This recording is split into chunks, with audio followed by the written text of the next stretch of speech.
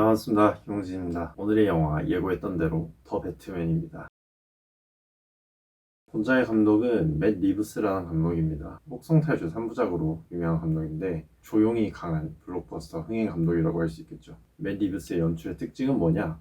저도 모르겠습니다. 저도 혹성탈출을 보지 않았기 때문에. 일단 본작은 일반적인 히어로물에서 크게 벗어난 추리물에 가깝습니다. 잘 알려져 있는지 모르겠는데 배트맨의 이명 중에 세계 최고의 탐정이라는 타이틀이 있습니다. 그 별명에 초점을 맞춘 것 같고요. 주인공이 활동하는 세상을 둘러싼 거대한 진실을 파헤치고 그것을 마주하면서 성장 내지 변모하는 모습은 캡틴 아메리카의 2편 윈터솔저와 비슷하다고 생각합니다. 내용은 대충 이렇습니다. 수수께끼를 즐기는 악당인 리들러가 고담의 시장을 비롯해서 고위 공직자들을 연쇄살인하는 바람에 경찰청의 고든 경위는 배트맨에게 도움을 청합니다. 그 과정에서 리들러가 파놓은 함정에 의해서 배트맨은 고담시의 정치적 그리고 행정적 윗선 자체가 부정부패로 가득하다는 사실을 마주하며 개인적으로는 리들러와 본인의 목적이 똑같이 복수라는 것을 깨닫고 복수보다는 희망을 전하는 존재로 거듭날 것을 다짐합니다.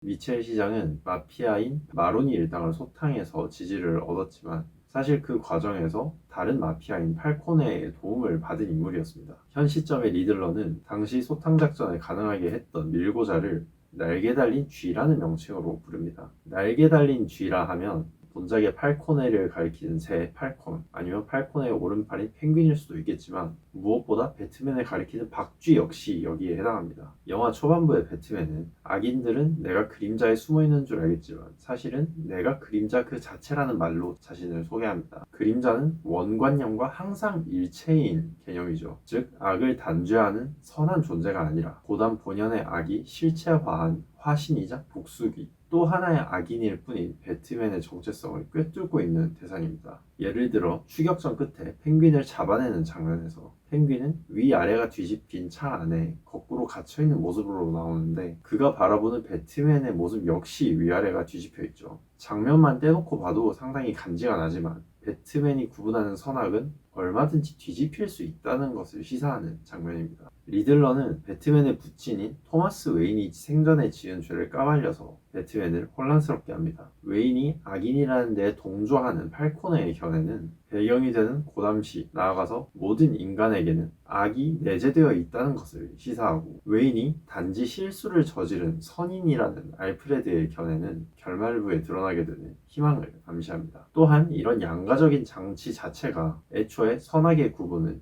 명확하게 내릴 수 없다는 것을 상징하기도 하고요.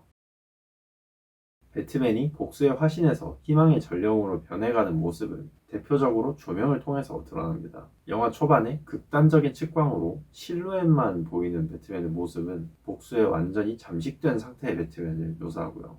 영화가 진행되면서 점점 얼굴에 조명이 넓게 드리워지고 아캄에서 리들러를 대면할 때는 조명이 정면에 비춰집니다. 그리고 배트맨이 성장을 마친 결말부는 아예 낮을 배경으로 촬영되었고요. 어려서 부모를 잃은 배트맨의 복수의 대상은 범죄자들입니다. 한편 리들러는 고아원 출신으로 사회 지도계층에 대한 복수가 목적이라는 점에서 배트맨과 같은 동기를 갖고 있습니다. 작품의 대미를 장식하는 테러 현장에서 리들러의 추종자는 나는 복수다라는 배트맨이 했던 말과 똑같은 대사를 내렸죠. 그 말을 듣고 리들러와 자신이 닮아있음을 깨달은 배트맨은 더 이상 리들러의 추종자들을 처단하지 않고 테러에 휘말린 시민들을 구출하면서 단죄가 아닌 희망으로 자신의 목적을 전환합니다. 캐트우먼은 마찬가지로 모친과 친구의 복수를 결과적으로 행하는 인물이지만 배트맨과는 한 가지 점에서 다릅니다. 배트맨은 철저히 자신이 선인이라고 믿고 있는 반면에 팔코네 밑에서 일하고 있는 캐트우먼은 악인과 결탁하는 것을 주저하지 않는 인물입니다. 그렇기 때문에 배트맨은 캐트우먼과 교류하면서 심경의 변화를 느끼고 마지막 성장을 이루어내는 방향으로 그게 흘러가야 되는데 그러기에는 배트맨과 캐트우먼 사이의 교감이 충분히 이루어졌냐 라고 묻는다면 전 잘 모르겠습니다. 왜냐하면 개인적으로는 결말부의 그 구조 행각이 좀 갑작스럽게 느껴졌거든요. 이 부분에 대해서는 부르의 명작으로 남은 다크나이트와의 비교를 피할 수 없을 것 같습니다. 다크나이트에서의 배트맨은 고담 시민들에게 희망을 계속해서 남겨주기 위해서 타락한 하비덴트의 죄를 대신 뒤집어 쓰고 스스로 악인을 자처하는 반면에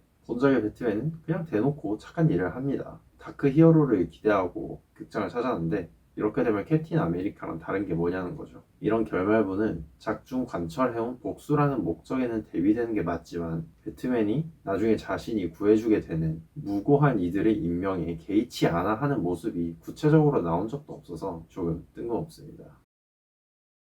추리 스릴러물로서는 만점을 주고 싶습니다. 리들러의 수수께끼를 풀어가는 과정에서 관객을 압박하는 맛이 일품인 영화입니다. 특히 영화의 주된 미장센은 어둠이라고 할 수 있는데 3인칭 시점과 함께 이 어둠 속에서 튀어나오는 리들러의 모습은 리들러가 특별한 능력을 갖고 있지 않음에도 불구하고 공포감을 조성하기에 아주 좋은 장치인 것 같습니다. 예를 들어서 살해당하기 직전에 미첼 시장이 어둠 속에 둘러싸여 있는 모습이라던가 콜슨의 차의 뒷좌석에 숨어서 관객의 인식을 아예 벗어나 있다가 갑자기 등장해 놀래키는 장면 등이 그렇습니다. 결말 전까지는 러닝타임이 3시간에 달한다는 것을 잊은 채로 봤을 정도입니다. 그리고 리들러가 언어 유희를 적극적으로 사용하는 캐릭터인 만큼 번역을 굉장히 걱정하고 봤는데 운율을 맞춘 일부 대사들을 살렸으면 하는 아쉬움이 있습니다. 하지만 언어 유희에 사용되는 중의적인 단어들을 최대한 살리려고 노력했다는 점이 눈에 보여서 이만하면 만족스러운 것 같습니다. 마지막으로 촬영은 듄의 촬영 감독이었던 그레이그 프레이저가 맡았는데 예전에 다른 영상에서 말한 것 같은데 이 사람은 지금 헐리우드에서 제일 잘 나가는 촬영 감독입니다. 제가 볼 때 이 작품에서 거의 빛과 그림자의 마술을 보여줬다고 하고 싶습니다. 솔직히 이 정도의 퍼포먼스면 그레이그 프레이저는 거의 로저 디킨스의 위상을 이어받아 가는 것 같습니다. 아무튼 전체적으로 보면 추천하기에 전혀 아깝지 않은 좋은 영화였습니다. 오늘의 더 배트맨 이야기는 이것으로 마무리하겠습니다.